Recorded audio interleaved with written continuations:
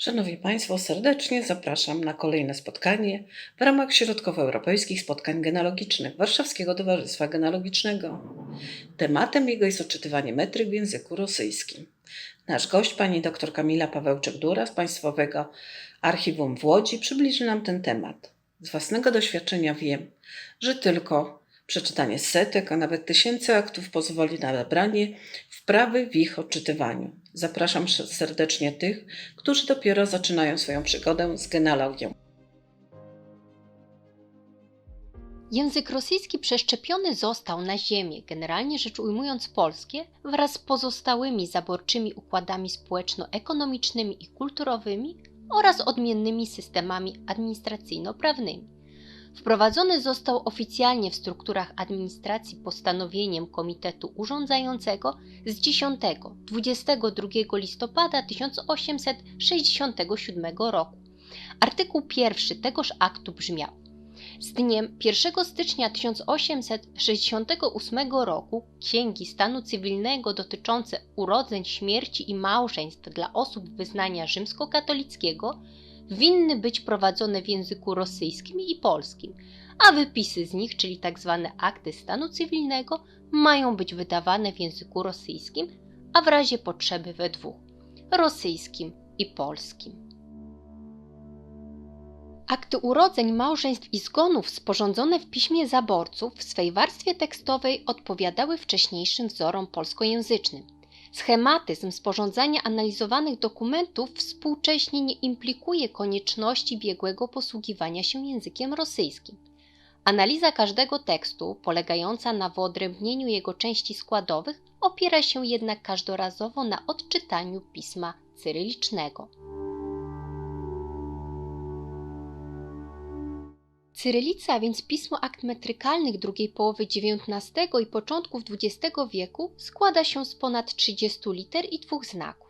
Nazwa nawiązuje do apostoła Słowian, świętego Cyryla, który prowadząc wspólnie ze świętym Metodem działalność misyjną, zapisał i wprowadził do liturgii język słowiański. Do zapisu tego języka zostały stworzone 2 alfabety – głagolica i jej późniejsze uproszczenie – cyrylica. Litery cyrylicy to A, B, W, G, D. Proszę zwrócić szczególną uwagę na dwoistość postaci graficznej tej litery, a jednocześnie porównać jej odręczny zapis z literą B, gdyż przy odczytywaniu są one często mylone. Je, jo występujące w mowie, w piśmie stosowane rzadko. Że jako mała litera jest zapisywana na 2 zaprezentowane sposoby. Ze i dziesiętiricznoje. Jest to jedna z 4 liter zwanych carskimi, charakterystycznych dla epoki Romanowów i zniesionych przez bolszewików na rewolucyjnych barykadach. Najprościej rzecz ujmując, i dziesiętiricznoje jest to wcześniejsza postać graficzna rosyjskiej litery I, którą zaprezentowano powyżej. We współczesnym alfabecie rosyjskim ustanowionym na początku rewolucji bolszewickiej nie występuje. Kolejne litery to I kratkie, K, L.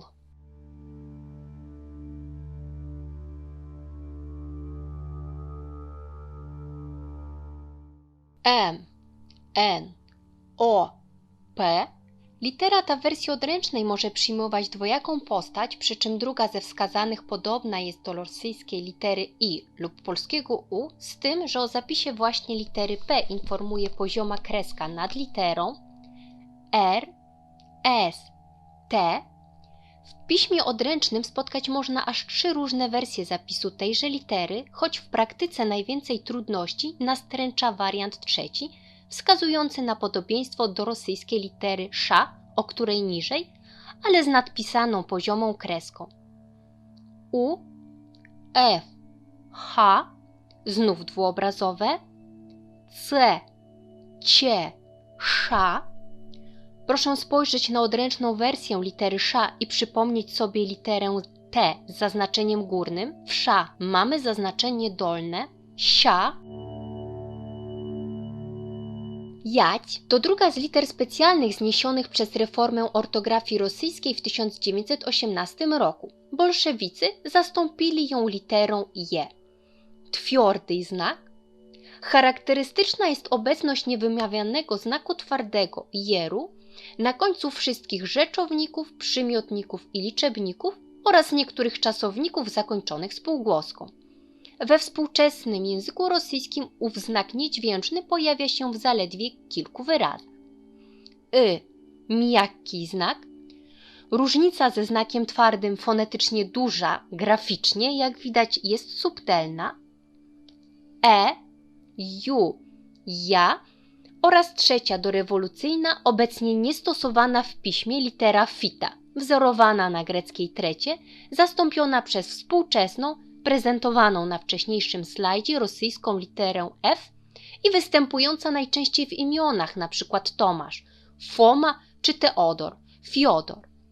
W tym miejscu należy zasygnalizować jedynie istnienie czwartej, ostatniej z liter specjalnych, iżycy, która już w chwili przeprowadzenia procesu reformatorskiego występowała w języku rosyjskim zaledwie w jednym wyrazie, w słowie myro oznaczającym krzyżmo. Prezentowane odzwierciedlenie cyfrowe aktu urodzenia jest typowym materiałem poszukiwań genealogicznych. Pierwszą jego część stanowi formuła wstępna, przyjmująca następujące brzmienie. Состоялось в городе Лоди в приходе Святого Креста дня 25 декабря 1889 года, 6 января 1890 года w 4 часа пополудни. W wyróżnionym fragmencie tekstu charakterystyczne jest po pierwsze pojawienie się przywołanej wyżej litery jać, występującej w słowach gороде i приходе, stosowanie znaku twardego na końcu każdego wyrazu zakończonego spółgłoską, w tym przypadku przyimka wy i liczebnikach 880. W słowach состоялось i 20 piszący zastosował znak miękki, co odpowiada zasadom ortografii rosyjskiej ustanawiających taką właśnie pisownię. Po drugie, w omawianym okresie w całym Cesarstwie Rosyjskim stosowano kalendarz juliański. Obecnie rachubę czasu prowadzimy zgodnie z kalendarzem reformowanym, gregoriańskim. Różnica między jednym a drugim wynosiła 12 dni w wieku XIX, 13 dni w wieku XX i w każdym stuleciu zwiększa się o jeden dzień. W prezentowanych aktach metrykalnych odnotowywano tę subtelność pod postacią podwójnego formatu, tzw. starego i nowego stylu, wyróżnionych ukośnikami, niekiedy nawiasami. Stąd mamy 25 grudnia 1889 roku, a więc w naszym kalendarzu 6 stycznia 1890 roku. Część druga, właściwa dokumentu, rozpoczynała się słowami. Явился Andrzej Grabski, каменщик из Лоди, 26 лет от роду, в присутствии Антония Пикала, извозчика, и Якова Грабского, подъемщика, совершеннолетних из Лоди, и предъявил младенца женского пола, здесь рожденного вчерашнего числа в 10 часов вечера от его жены Марьянны, урожденной Марчак, 26 лет от роду. Младенцу сему при святом крещении, совершенном сего числа, дано имя Марьянна, а восприемниками были Антоний Пикало i Marianna Zarojska. Dokonując analizy tegoż fragmentu, analogicznie do poprzedniego, uwagę zwraca litera jać, pojawiająca się w słowach лет, совершеннолетних, здесь, liczne znaki twarde, каменщик, из, от, в, предъявил, часов, światą, совершенном. Wreszcie zaś pojawia się kolejna z liter nieużywanych we współczesnym języku rosyjskim, litera i dziesiatyrycznoje. W tym konkretnym przypadku znajdziemy ją w nazwisku Grabski, imionach Antoni i Marianna wraz z odmianami oraz słowie Krysieni. Ponadto w odniesieniu do zawodów osób stawających do aktu, piszący popełnił błąd ortograficzny w słowie izwoś. Wreszcie następowała formuła końcowa. Akt сей, объявляющему и свидетелям, всем неграмотным, прочитан. I podpis uwierzytelniający duchownego sporządzającego dokument.